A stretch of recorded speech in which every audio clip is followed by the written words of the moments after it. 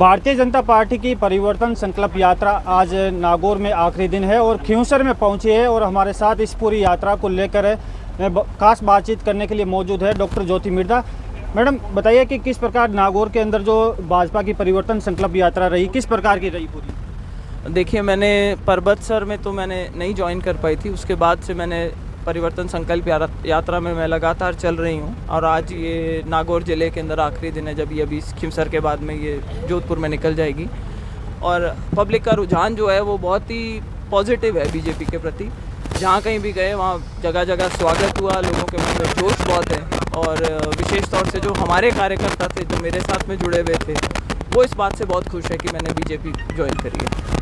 तो मैडम, ये यात्रा है, कांग्रेस आप छोड़कर लगातार भाजपा में ज्वाइन की है और भाजपा आपको पूर्ण समर्थन भी कर रही है। किस प्रकार का आपको लग रहा है नागौर के अंदर? मुझे लगता है बहुत ही अच्छा एक समन्वय रहेगा, 1 और 1 11 की टीम बनेगी।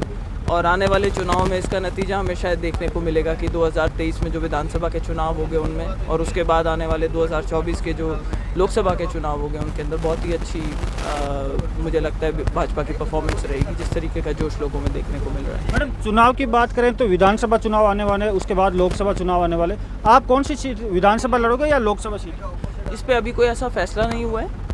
पार्टी ने डिसाइड करके मैंने उनसे कहा था, आप देख लीजिएगा, जहाँ आपको मेरी ज़रूरत होगी, टिकट मिले ना मिले, मुझे उससे भी कोई मतलब नहीं है। मुझे पार्टी को मजबूत करना है, नागौर के अंदर बीजेपी को मजबूत करना है, राजस्थान में बीजेपी को मजबूत करना है, और मैं इसी उद्देश्य के साथ में आज इस मिशन में लगी हूँ। नागौर में आप चुनाव लड़ेंगे तो किन मुद्दों को लेकर आप इस राजनीति में वापस उतरेंगे एक बार फिर, क्योंकि बीजेपी से आप उतरे हो, पहले कांग्रेस से थी, अब बीजेपी से हैं, किन मुद्दों को लेकर आप चलेंगे?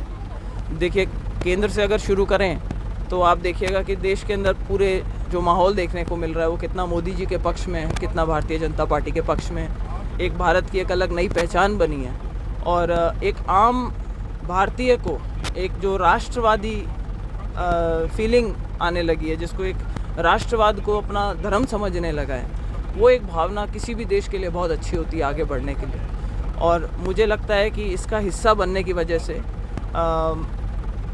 बीजेपी 2024 में भी रिपीट होगी।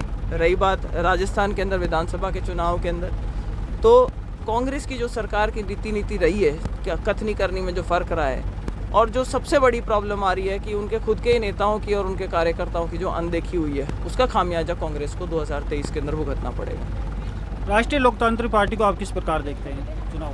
राष्ट्रीय लोकतांत्रिक पार्टी अगर अपने आप अकेले आती है बीजेपी के साथ, उसके गठबंधन का कोई चांस नहीं है। कांग्रेस के साथ में अभी भी वो लगे हुए हैं कि किसी तरह से कोई घालमेल की राजनीति कर लें, कोई सेटिंगें कर लें। और अगर कांग्रेस समझदार होगी, और अगर जैसे कि अभी हम नेताओं के बयान देख रहे हैं जहाँ उन्होंने विरोध करा है, चाहे वो दिव्या मदेरना जी हों, चाहे वो हरीश चौधरी जी हों, चाहे वो सचिन पायलट जी हों, कि आरएलपी के साथ में गठबंधन करके हम हमारे कार्डर को मारते हैं, तो गठबंधन होता है या नहीं होता ये देखने की बात है। अगर गठबंधन नहीं हुआ तो भी आरएलपी को खामियाजा भुगतना पड़ेगा, और अगर गठबंधन होता है तो उसका खामियाजा कांग्रेस और आरएलपी दोनों को भुगतना पड़ेगा। तो ये थे हमारे साथ खास बातचीत करने के लिए डॉक्टर ज्योति मिर्धा, जिन्होंने साफ तौर पर कहा है कि नागौर में जो भाजपा की परिवर्तन संकल्प यात्रा रही है वो बहुत ही शानदार रही है और लोगों में काफ़ी जोश देखने को मिला है। दामोदर इनानिया।